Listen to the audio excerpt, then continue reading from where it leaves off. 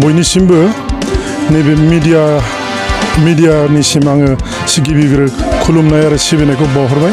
बेजोंनो लोगोआव रायजोफोरनिसिमबो खुलुमनाय बावहरबाय धोरोमारि आफाद हिसाबै। दा जोङो नैबेहाय जोङो साब्रै दङ। आंनि आफादगिरि दङ बाबा, आरो नै बाबा सासे दङ जोंनि दुलाराय ब्रह्म धोरोम आफादनि लेङाइ आफादगिरि, आरो जोंनि क'क्राझार जिल्लानिनो वार्किं प्रेसिडेन्ट दङ। दा जोङो बे सांग्रांथि मेला बुंनो थाङोबा क'क्राझार जिल्लायाव प्रथमबार। बिनि सिगां जोंहा आइजो आफाद होननाय दासिमबो गैया। नाथाय जोङो आइजो आफादखौ दानांगौ दानाङा, लानांगौ लानाङा, बेफोरखौ सावराय लानानै सेन्ट्रेल आफादा जोंखौ खावलायहरनायलाय सेन्ट्रेल आफादनि बिथोन बादियै जोङो दिनैहाय नैबे सांग्रांथि मेलखौ लानाय जादों। सांग्रांथि मेलाव जोंनि क'क्राझार जिल्लानि बे आनसलिकफोरनि दैदेनगिरिफोरा बे सांग्रांथि मेलनि गेजेरजों नैबे जे आइजो आफाद, जे मोनसे आफाद दायोबा मोनसे आफादनि उनाव आफाद दालाय गांखं आफाद नांदेरगौ, बेयाव बे जोंनि आइजो आफादखौ नांदेरगौ साननानै जोङो बे मेलखौ लादों। बेयाव जोङो ब्रह्म धोरोमा मा, ब्रह्म धोरोमनि गोनांथि मा, बेफोरखौ लानानै बेयाव सावरायनाय जादों। ब्रह्म धोरोमखौ सोर लाबोआ? जों मोनथिबोनाय, जों खुलुमबोनाय हिसाबै जोंनो गुरुदेब कालिचरन ब्रह्म आफाया 1906 मायथाइयाव गाव दिक्षा लानानै फैनानै जेरैहाय जोंनो ब्रह्म धोरोमखौ 1908 मायथाइनिफ्राय जोङो एकदम नांथाबबोनानै दंबोयो जोंनि आबै आबौमोनहा। दा जोंबो बिसोरनि फल' खालामनानै दिनैहाय जोङो 121 बोसोर ब्रह्म धोरोम खुलुमबोनानै दङ। दा दिनैहाय जोङो क'क्राझार जिल्ला हिसाबैबो जों हायो नामा, बे सेन्ट्रेल ब्रह्म धोरोम आफादा जे जोंनो दालाइसा आफाद नांगौ होननानै बुंनाय, ओरैनो गुबुन डिस्ट्रिक्टफ्राव दंखाजोबो, जोंनि क'क्राझाराव गैथ'वामोन।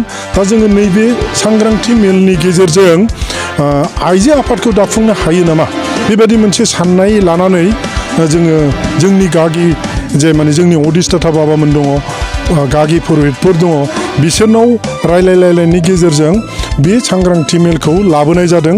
आरो लाबोनानै जोङो बे सांग्रांथि मेलनि गेजेरजोंनो रायजो राजाफोरनो फोरमायनो होननानै ब्रह्म धोरोमा मा, खुलुमब्ला मा मोनो, खुलुमाबा मा मोनो, बिनि गेजेरावनो माखासे मोनथियै सुबुंफोरनो थाखाय ब्रह्म धोरोम होननानै बुंदों। नाथाय बे आइया मोनथियाबो जानांगौ, आफाया मोनथियाबो जानांगौ।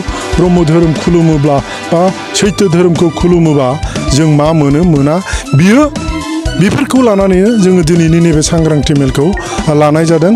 आरो आङो गोलावथार मा बुंबावगोन, दा जोंहा सेन्ट्रेल ब्रह्म धोरोम आइजो आफादनिफ्राय 4 बुंथिगिरिफोर फैदों। दा बेनि गेजेरावनो सासेया जाहैबाय नानु बसुमतारी, बे आइया आइजो आफादनि आफादगिरि। बिनिफ्राय मुगाश्री आइ, बे मुगाश्री आइया नेहाथारि। बिनिफ्राय बिदांस्रि आइ, दा जोंनियाव बियो भाषण होबाय थादों। बे बिदांस्रि आइया बारग' आफादगिरि। बियो 9 बोसोर आफादगिरि आइजो आफादनि बिबान लानानै खुंबोदों। थांनाय बोसोराव बे आइखौ रेस्ट होनाय जादों। दायो बियो बोसोनगिरि हिसाबै जोंनि खामानि मावो आइजोनि हिसाबै। दा बेजोंनो लोगोआव आरो सासे फैफादों। बे आइखौ उफुसि ब्रह्म होननानै बुंदों। दा बे आइमोनहा नुजाफैदों 4। दा बिसोरो आइमोनहा जोंनि क'क्राझार जिल्लानि आइजोफोरनो बेसे सांग्रांथि खालामनानै गालांनो हायो, बियो गोनांथि थाबाय।